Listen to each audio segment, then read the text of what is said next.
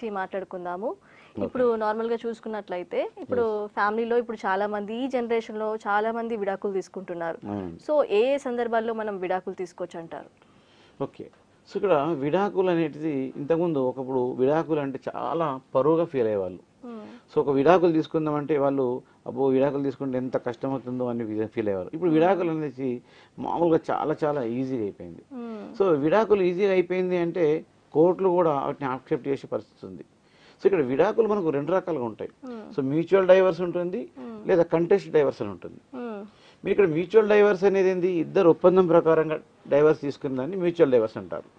Contest divorce అంటే ఏంటిది, భర్త భార్య పైన కంటెస్ట్ డైవర్స్ చేస్తాడు తనకు ఇవి ఫలాని, లేదా భార్య భర్త పైన కంటెస్ట్ డైవర్స్ చేస్తుంది.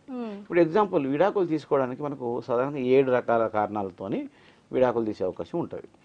7 రకాలు ఏమొస్తుందంటే, ఒకటి మనం ఫస్ట్ ఎక్కువగా విడాకుల కారణం ఏంది, అడల్టరీ. అడల్టరీ అంటే ఏమనుకుంటామంటే వ్యభిచారం అంటారు. అంటే భర్తకు తెలియకుండా భార్య వేరేతో ఇల్లీగల్ కాంట్రాక్ట్ పెట్టుకున్నప్పుడు దాన్ని ఇతను ప్రూవ్ చేసినట్లయితే అతను ఆ యొక్క భార్యకు విడాకులు ఇచ్చే అవకాశం ఉంది. దాన్ని మనము అడల్టరీ అంటాం అనమాట.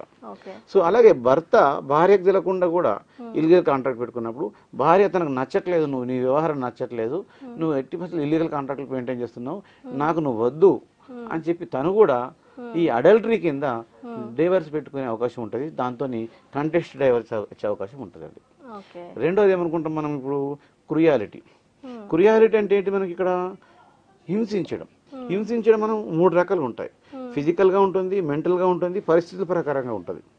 ఫిజికల్గా అంటే ఏంటిది, కొట్టడము, సో రక్తం గారేటట్టు కొట్టడము, సో రోజు తాగొచ్చి కొట్టడము, ఇలా ఫిజికల్గా హరాస్మెంట్ చేస్తే ఫిజికల్ హరాస్మెంట్ అంటాం.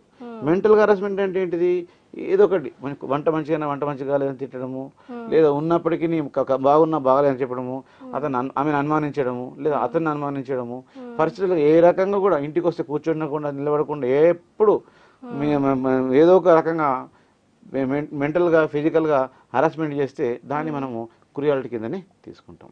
అంతేకాకుండా సైలెంట్గా ఉండడం కూడా క్రుయాలిటీ. సైలెంట్గా అంటే ఏంటి, ఎప్పుడు మాట్లాడించినా మాట్లాడకపోవడము, అంతరాష్ట్ర పెట్టకపోవడము, భర్త అయినా భార్య అయినా. సో ఇక్కడ ఏ రకంగా కూడా రెస్పాన్స్ ఇవ్వకుండా ఎప్పుడు ఏదో ఒక మూడీగా ఉండడము, ఇలాంటి పరిస్థితుల్లో కూడా దాన్ని మనము క్రుయాలిటీ కిందనే తీసుకుంటాం అన్నమాట. సో ఇక్కడ 2 రకాలు మనం అనుకున్నాం. ఇప్పుడు ఏమనుకున్నాం మనం, ఫస్ట్ అడల్టరీ అనుకున్నాము, క్రుయాలిటీ అనుకున్నాం. డొమెస్టిక్ వైలెన్స్ అంటాం, దీనిలోనే ఇది కూడా ఒక భాగం అయితే. డొమెస్టిక్ వైలెన్స్ అంటే ఆమె కూడా హింసించడం అని చెప్పి మనం చెప్పుకున్నాం అనమాట.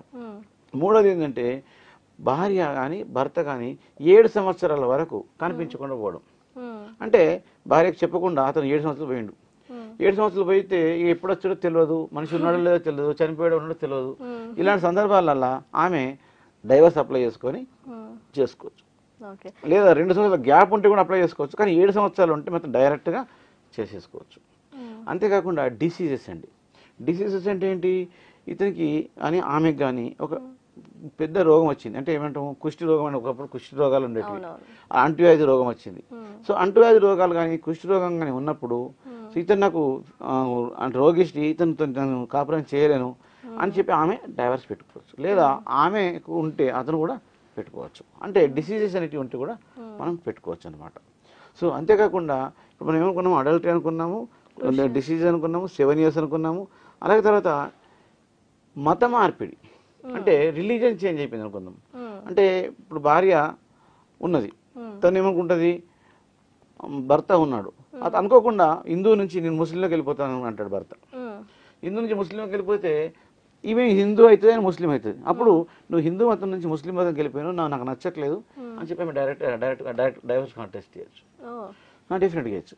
అలాగే భార్య కూడా ఒకవేళ క్రిస్టియన్ మతంకి వెళ్ళిపోయింది అనుకుందాం, హిందూ ఉన్నాడు, అప్పుడు కూడా మత మార్పిడి జరిగినప్పుడు కూడా వీళ్ళు డైవర్స్ కోసం కంటెస్ట్ చేస్తే డైవర్స్ వచ్చే అవకాశాలు ఉంటాయన్నమాట.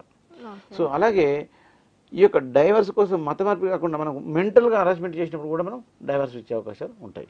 సో ఈ విధంగా మనకు దాదాపు 7 రకాలుగా రీజన్స్ పెట్టుకొని డైవర్స్ కంటెస్ట్ డైవర్స్ చేసుకోవచ్చు.